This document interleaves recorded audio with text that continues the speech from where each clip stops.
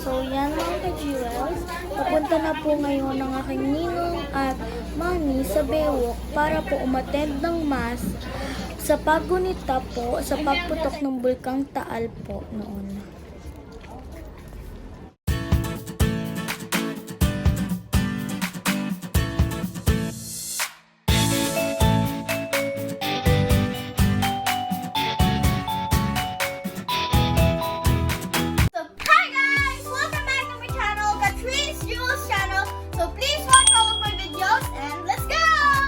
Ayan po mga ka-jewels, napakadami na po ng tao at lahat po ng mga yan ay gustong makiisa at makinig sa misa ng ating mahal na kura paroko na si Father Milo. So tara po, pakinggan po natin at magdasal po tayo ng mataimtim at magpasalamat kay Lord.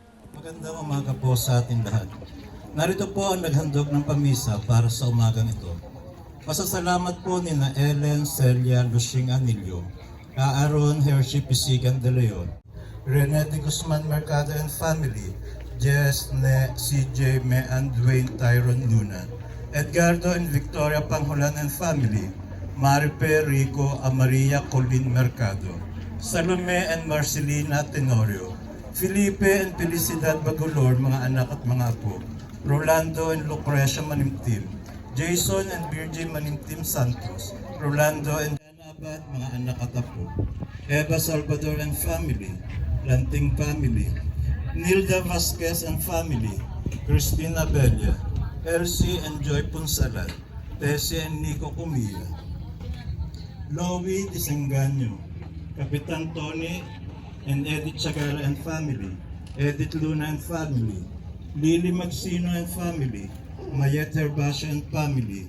Ronald Duhelio and family, Jelly Mendoza and family, Pedro Mendoza and family, Mark Anthony Cabato and family, Baskugin and Cabardo family, Juan Jesselyn Vries and family, Virgilio Sr. Elizabeth Cacao and family, Efren Vina Ramos and family, Junel Raquel Pidenes and family, Glyceria Azul and family, Hector Binilda Malasarte and family, Jonathan Moreno Azul and family, Danilo Melfa Maxino and family, Rolly Catherine Royo.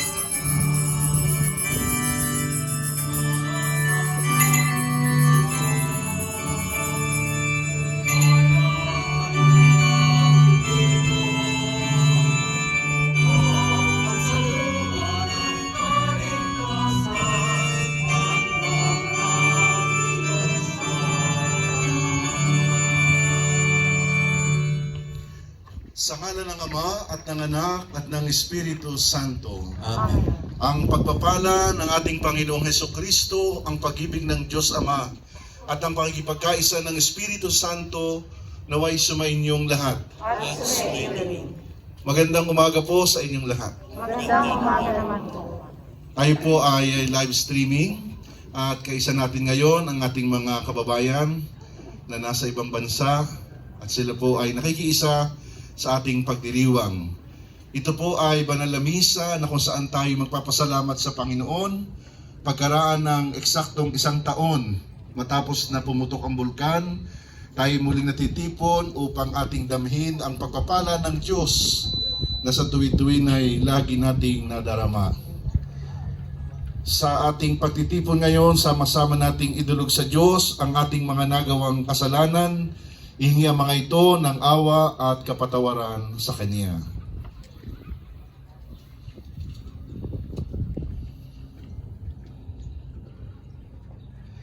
Inaamin ko sa makapangyarihang Diyos at sa inyo mga kapatid na lubha akong nagkasala sa isip, sa salita at sa gawa at sa aking pagkukulang.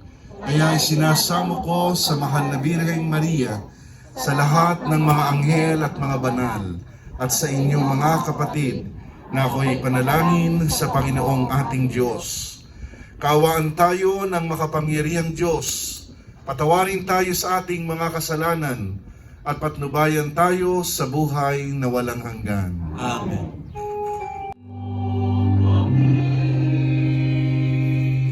Kristo, kaawaan mo kami.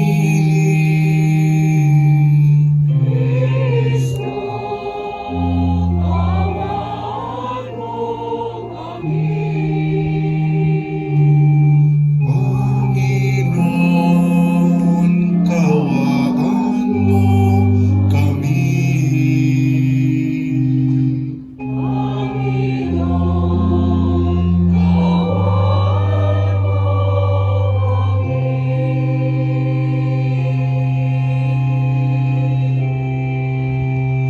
Papuri sa Diyos sa kaitasan.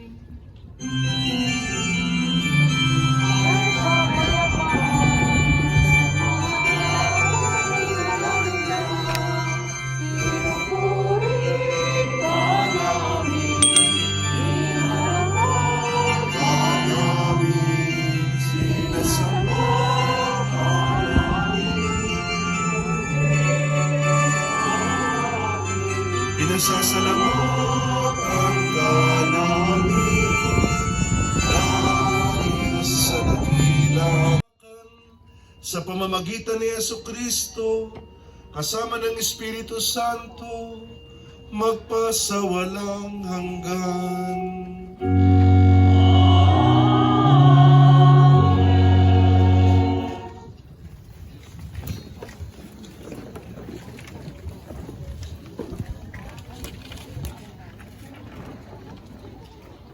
Pagbasa mula sa sulat sa mga Hebreo.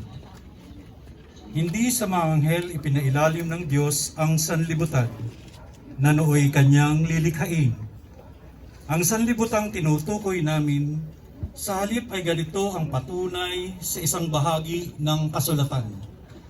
Ano ang tao upang siya'y iyong alalahanin o ang anak ng tao upang iyong pangalagaan?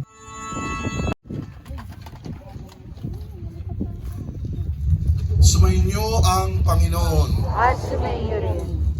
Ang mabuting balita ng Panginoon ayon kay San Marcos. Papuri sa iyo, Panginoon. Sa lungsod ng Capernaum, sa araw ng pamamahinga, si Jesus ay pumasok sa sinagoga at nagturo. Namangha ang mga tao sapagkat nagturo siya sa kanila na parang isang may kapangyarihan at hindi tulad ng mga eskriba. Bigla namang pumasok sa sinagoga ang isang lalaking inaalihan ng masamang espiritu at sumigaw, "Ano ang pakialam mo sa amin, Jesus na taga Nazaret? Naparito ka ba upang puksain kami? Kilala kita, ikaw ang banal mula sa Diyos." Ngunit iniutos ni Jesus sa masamang espiritu, "Tumahimik ka, lumabas ka sa kanya." Pinapangisay ng masamang espiritu ang tao at sumisigaw na lumabas. Nang gilalas ang lahat, kaya't sila'y nagtanungan, "Ano ito? Bagong aral?" Nauutusan niya pati ang masamang espiritu at sinunod naman siya. At mabilis na kumalat sa buong Galilea ang balita tungkol kay Jesus. Ang mabuting balita ng Panginoon. Pinupuri ka namin, Panginoong Kristo. Magandang umaga po muli sa inyong lahat. Magandang umaga rin.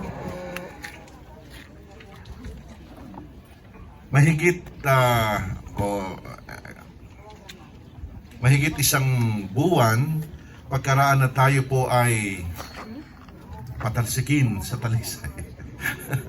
Pagkaraan tayo po ay paalisin sa Talisay, ano? Bumalik po tayo dito nung pinayagan na pwedeng tumigil maghapon pero babalik uli. Tandaan ninyo, no? Last week po yun ng last week ng February, kung inyong natatandaan. At dito rin ho sa pwesto kong ito ay biglaan nakaisip ito mga kasama kong mga kabataan na magmisa kaya tayo doon sa Baywalk.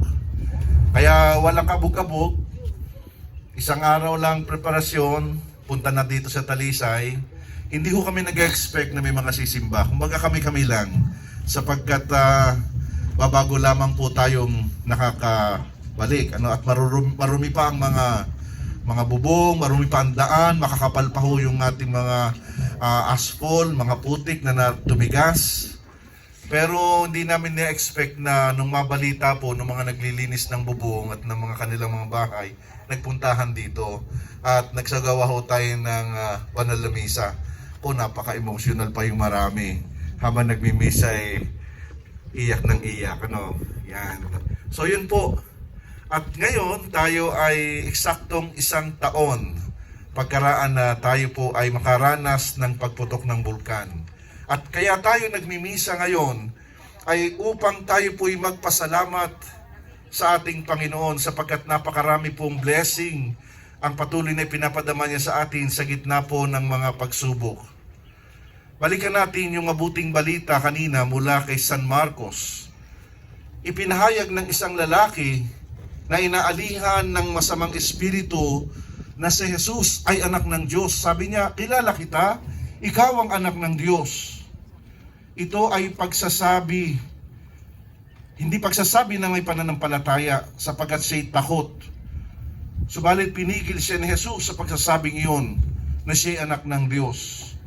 Pinigil sapagkat ayaw ni Jesus na makikilala lamang siya bilang isang miracle worker, bilang isang mapaghimala na gumagawa ng mga kababalaghan kapag hinihingi ng mga tao. Ayaw ni Jesus hanggang doon lang.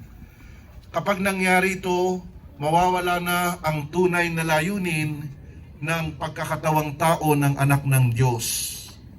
Ang kanyang tunay na misyon ay papagbalikin ang mga tao sa Kanya. Papagbalikin, magbalik loob. At ito rin ang misyon ng simbahan. Hindi lamang tayo tinuturuan ng simbahan sa mga dapat pa nating malaman. Ang simbahan ay hindi lamang isang institusyon na pinangangalagaan lamang ang mga tao sa kanilang karapatan. Ang simbahan ay hindi lamang isang institusyon na nangangalaga sa mga may karamdaman. The mission of the church is to convert people while healing them. To convert people. The mission of the church is to convert people while educating them.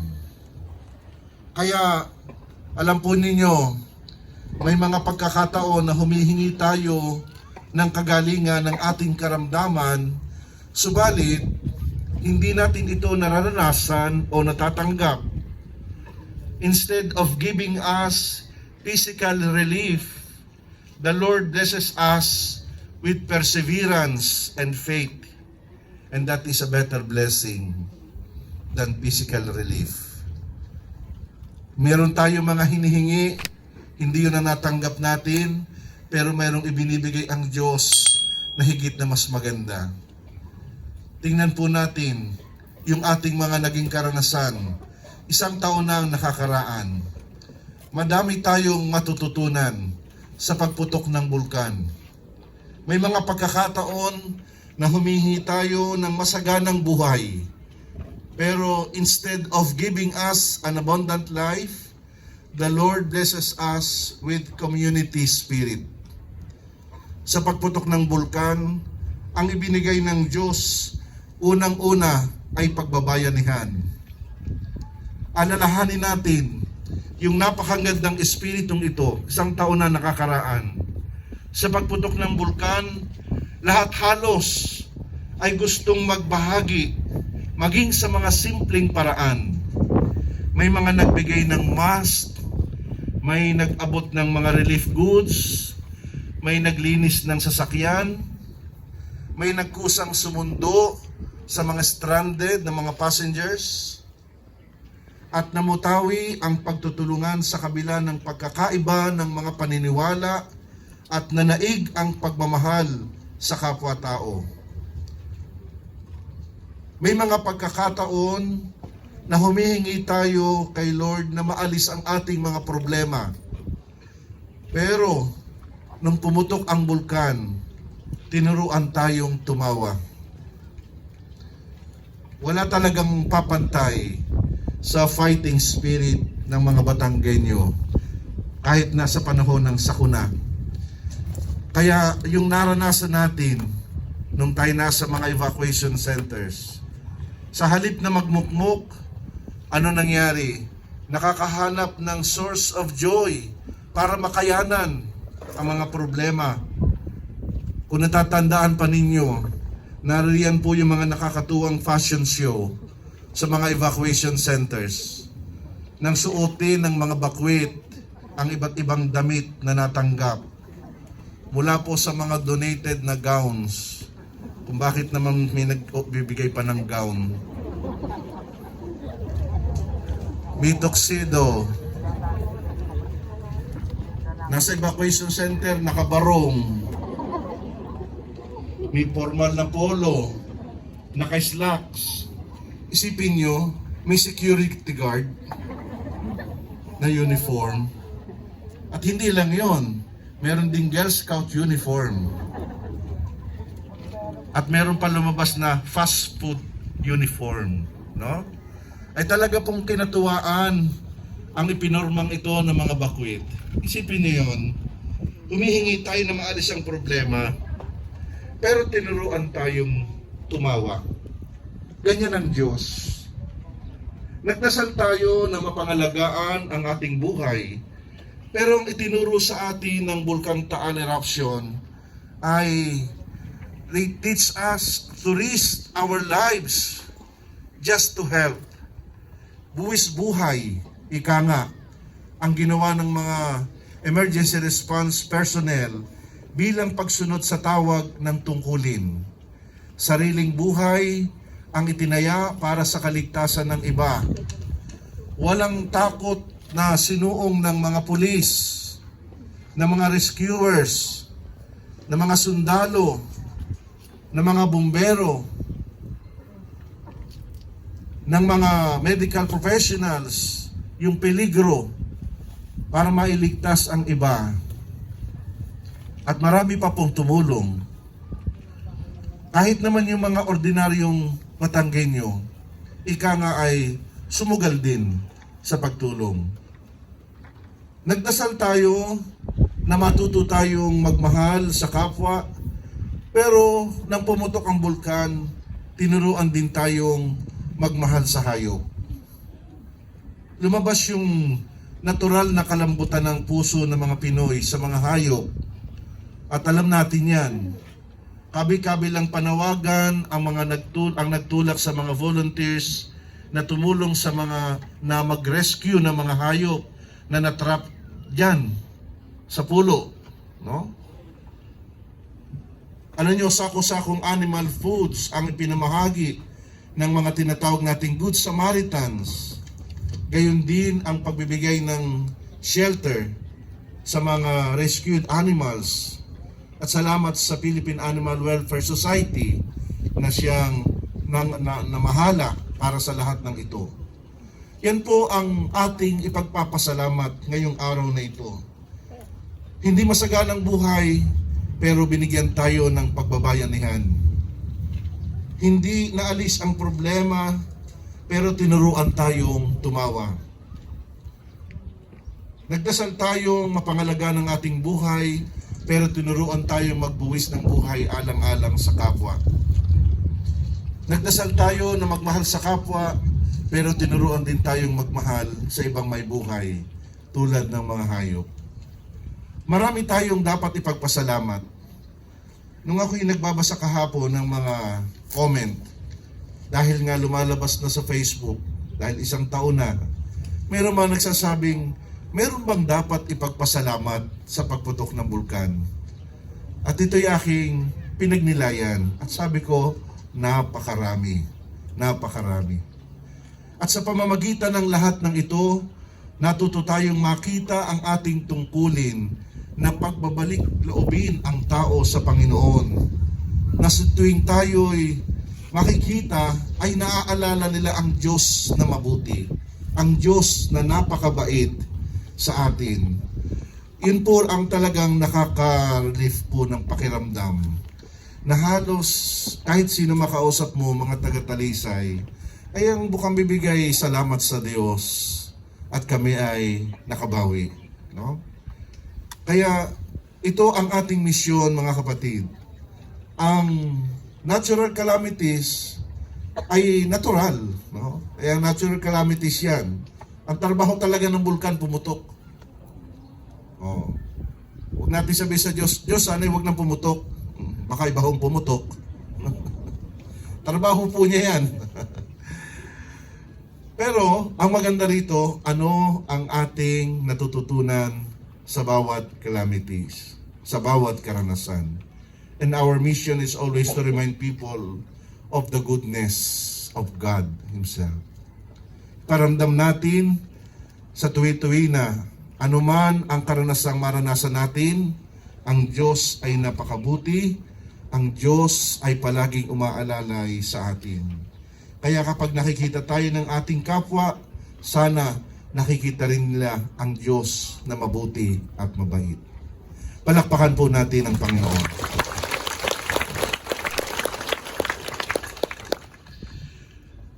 Tutuloy po natin ang pagdiriwang. Pag-aalam.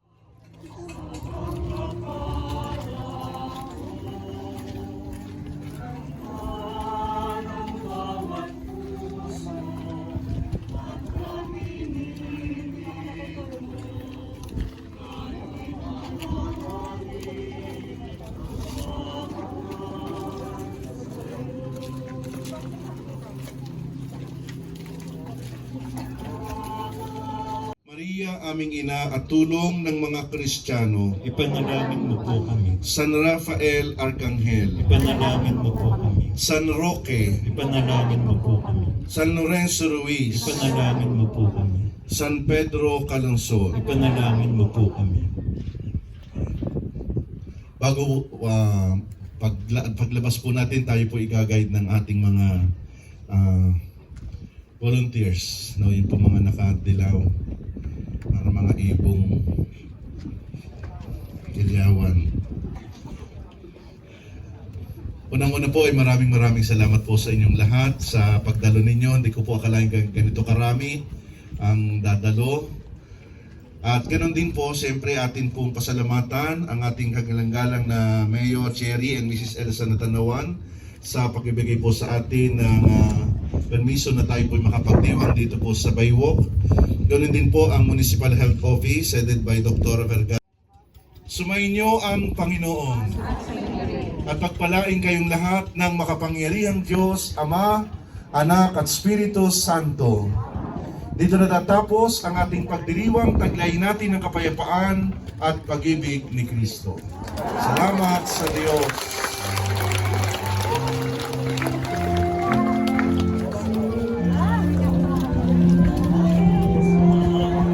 So, mga ka-Diyos, tapos na po ang Mass and ayan po ang Bulkang Taal. Nakikita po natin siya ng malapitan. Ayan po, napakaganda niya, no? Sana naman, Bulkang Taal, manahimik ka na. Hihi! Peace! So, ayan po ang mga tao, nagsisialisa na po. Kasi po, tapos na ang Mass. Ayan po, oh. Ayan. And see you on my next Vlogs! Bye! Thank you for watching all of my videos. Please click the subscribe button